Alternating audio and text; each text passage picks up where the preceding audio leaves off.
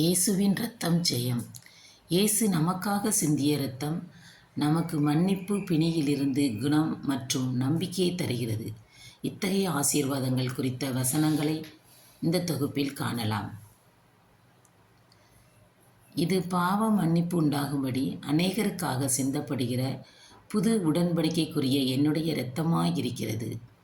மத்தேயு 26ஆம் அதிகாரம் 28ஆம் வசனம். அவருடைய கிருபையின் ஐஸ்வரியத்தின்படியே இவருடைய இரத்தத்தினாலே பாவ மன்னிப்பாகிய மீட்பு இவருக்குள் நமக்கு உண்டாயிருக்கிறது.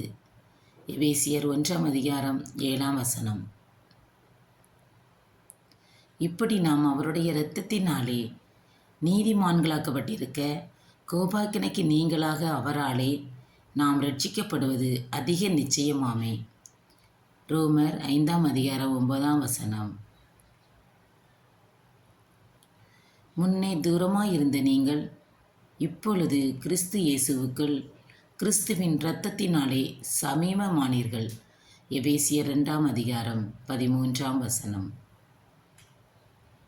அவர் சிலுவையில் சிந்தின இரத்தத்தினாலே சமாதானத்தை உண்டாக்கி பூலோகத்தில் உள்ளவைகள் பரலோகத்தில் உள்ளவைகள் யாவையும் அவர் மூலமாய் தமக்கு ஒப்புரவாக்கி கொள்ளவும் அவருக்கு பிரியமாயிற்று. கொலைசேயர் 1ஆம் அதிகாரம் 20ஆம் வசனம். கிறிஸ்துவினுடைய இரத்தம் ஜீவனுள்ள தேவனுக்கு ஊழியம் செய்வதற்கு உங்கள் மனசாட்சியை செத்த கிரியைகளற்ற சுத்தகரிப்பது எவ்வளவு நிச்சயம். எபிரேயர் 9ஆம் அதிகாரம் 14ஆம் வசனம். நான் என் உடன்படிக்கையின் இரத்தத்தினாலே விடுதலை பண்ணுவேன். சகரியா 9ஆம் அதிகாரம் 11ஆம் வசனம்.